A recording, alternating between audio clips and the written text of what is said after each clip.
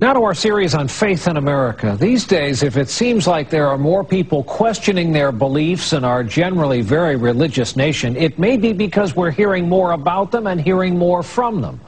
Our report tonight from NBC's John Yang. For Christina Nosti, faith is not easy. She was raised a Catholic, but began doubting the church's teachings in high school. Now a Buddhist, she continues to search, to question. This is a conversation and with myself that continues in perpetuity. That conversation recently included writer Christopher Hitchens' energetic assault on religion, God is Not Great. It's one of 3 books questioning faith and religion to be on the New York Times bestsellers list this year. I thought, how exciting, we can finally address these things, and certainly a title as provocative as God is Not Great. I mean, that's fantastic. A recent poll shows that 89% of Americans say they believe in God, and only 11% say they either don't or aren't sure. But non-believers are becoming more vocal, and the faithful are opening up to the debate. Hitchens says it's long overdue. The view that this is such a religious country conceals a great deal of doubt and a great number of reservations and worries that it's high time were ventilated. Religion writer David Kuo helped run President Bush's Office of Faith-Based Initiatives. He attributes the appeal of the books to a backlash against the mingling of religion, politics, and public policy. Many of these atheist authors are reacting against the Christian conservative movement that suggests that Jesus was about a particular conservative political agenda. For people like Christina Nosti, Hitchens' book is just another way to explore questions of faith. If he needs to take God out of the equation, it's just another way of kind of still searching for the same thing. Searching for meaning and significance in the human condition. John Yang, NBC News, Washington.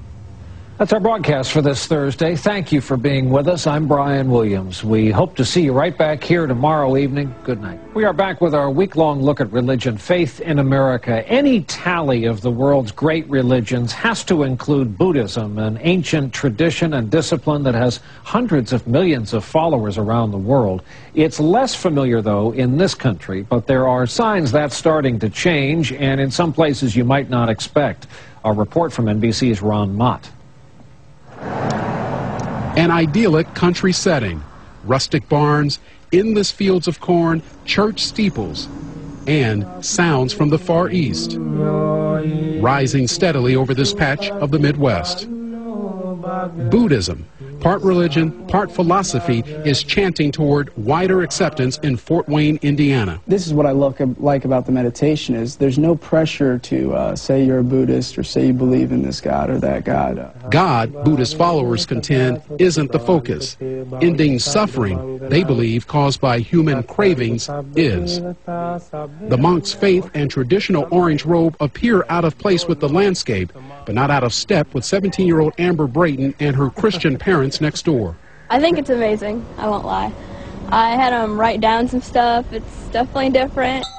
6 temples have opened here in the past decade, a response to an influx of thousands of Southeast Asian immigrants.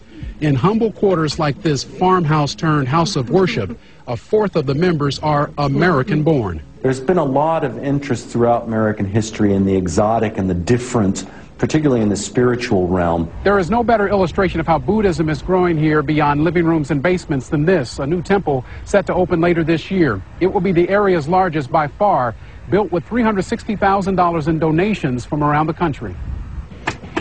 And when the racket stops, 21-year-old college student Stephanie Noon and her fellow Buddhists will relocate their prayers. She got into Buddhism about a year ago through volunteer work at a community center. A small Buddhist shrine hangs in her bedroom. How has it changed the direction of your life? It's changed my outlook on a lot of things. I used to have a lot more anxiety and worry. Now she says she's more enlightened. Ron Mott, NBC News, Fort Wayne, Indiana. We're back in a moment here with our Friday night Making a Difference report. It's about fighting back without ever throwing a punch.